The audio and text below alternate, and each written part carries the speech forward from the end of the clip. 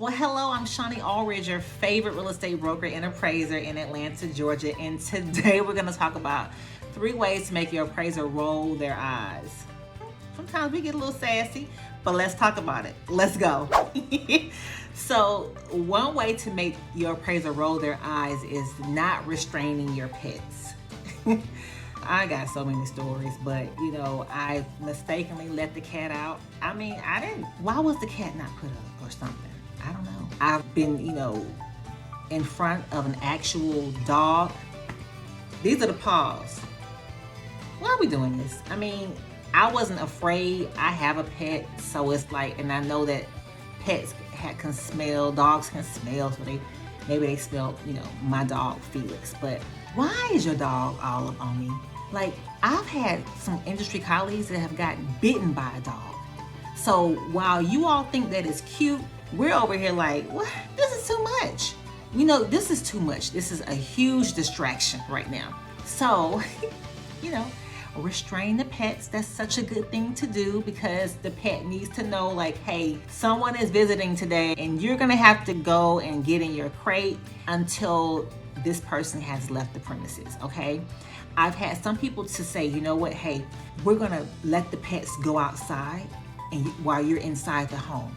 And then once you're outside, we'll grab the pets and bring it back in. So they work with me on that because sometimes the pets don't want to be restrained. So we got to work around it, and that's fine. But for the most part, the appraiser doesn't want to really play with the pets, okay? Okay, the second way to make the appraiser roll their eyes is to imply that we're going to be unfair with our value.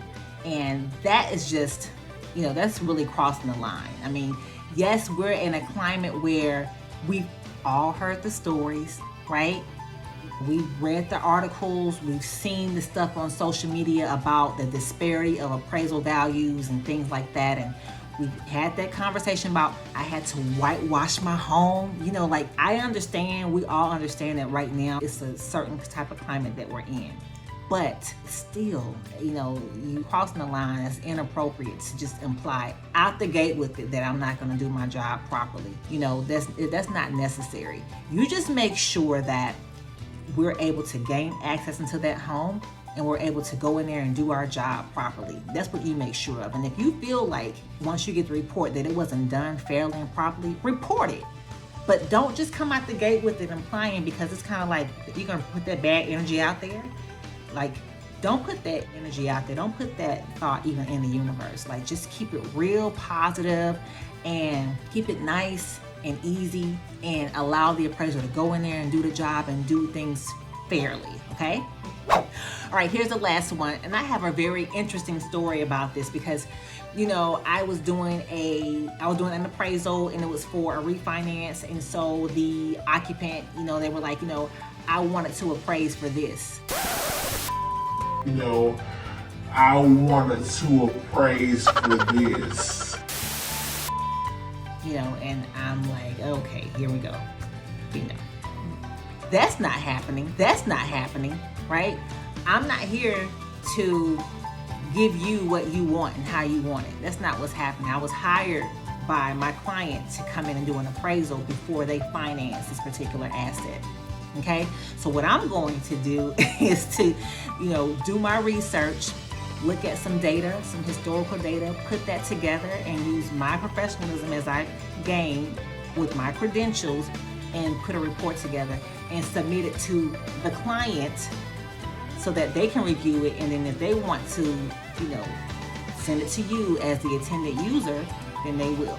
But I'm not here to come up with a value that's going to please you at all. I mean, this was a very just in your face instance where, they were like, I wanted to come in at this price. And it was repeatedly told to me as I was inspecting the property. And then at the end, it was like, pat on the back, like, make it happen. Like, why are you even touching me? Like, why are you so bold and brazen to do this? Like, what you're doing is saying, hey, Shonnie, please commit mortgage fraud for me. I'm not doing that. No appraiser is going to do that. So just make sure that you understand that when you're corresponding with the appraiser as they are, entering your home and walking around your home, that you don't do that. Don't do it. And look, if you know somebody who's bold and brazen like that and you feel like they would do it, tell them Shonnie said, do not do it. And don't do it expecting for it to happen either. Like, it's not going to. So just be sure that you are trying your best to not make us roll our eyes as appraisers. We come across so many different things, all the time. And so, one thing about us, we're going to keep it professional. We're going to do our job no matter what.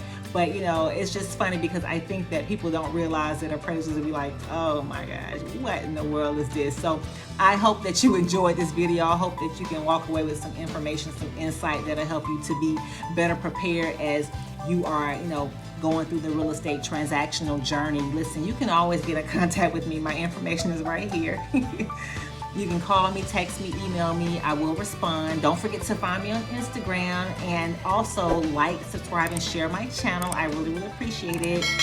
Share, and click the notification button so you can always be notified with all the new videos I have rolling out every week. So listen, I can't wait to speak to you and work with you. Don't forget to put some comments down below and let me know what you're thinking. And we'll see you on the next video.